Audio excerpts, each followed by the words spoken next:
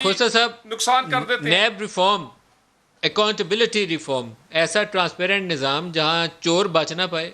यहाँ 150 अरब रुपया जरदारी साहब के ऊपर इल्ज़ाम था।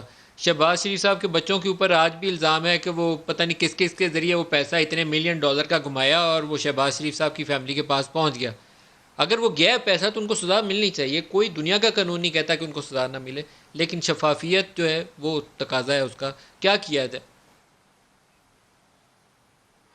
देखें मलिक साहब, यही तो पार्लियामेंट का काम और क्या है, लेजिस्लेचर है, ये लेजिस्लेचर है और लेजिस्लेशन के अलावा बाकी सब कुछ होता है वहाँ।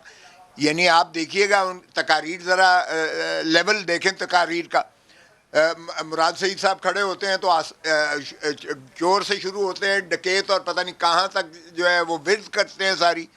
दूसरी तरफ से जवाब गज़ल के तौर पर फिर जाहिर है उधर से भी शुरू हो जाता है, एक लामतनाही सिलसिला शुरू हो जाता है।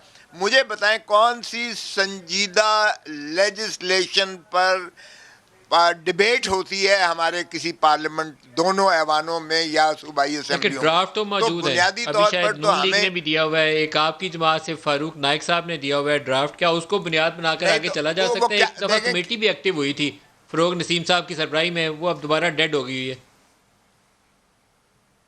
देखें ना, यही तो अलमिया है कि जो अब हुकूमत में बैठे हुए हैं वो समझते हैं हम मावरा, हम तो इस तमाम प्रोसेस से हम मावरा हैं और हैं भी हकीकत के तौर पर। जब सेलेक्टिव हो रहा है, आपको मालम जब्बा नज़र नहीं आता है, आपको BRT नज़र नहीं आती है, आपको ये शुगर स्कैम का नज़र नहीं आता है, आपको आटे का नज़र नहीं आता है, आपको तेल का जो वो हुआ है वो नज़र नहीं आता है, आपको गैस का नज़र नहीं आता है, आपके जितने ये वज़रा या एडवाइज़र्स के कॉन्फ्लिक्ट ऑफ इंटरेस्ट हैं वो आपको नज़र नहीं आते हैं, सारा कुछ है। तो सेलेक्टिव ये समझते हैं हम अबव हैं, इसलिए वो ऑब्स्ट्रक्टिव होते हैं, लेकिन ये भूल जाते हैं कि अगली बारी भाई साहब आपकी है। अगर आप यही इसी तरह से छोड़ के जाएंगे तो फिर आप अगली तैयार रहें। अब साल निकालते हैं आप, 6 महीने निकालते हैं या जितने निकालते हैं, तो फिर ये तमाशा चलता रहेगा तो मुल्क कहाँ से तरक्की करेगा? मुझे बताएं, आपकी स्टेबिलिटी, जब तक पॉलिटिकल स्टेबिलिटी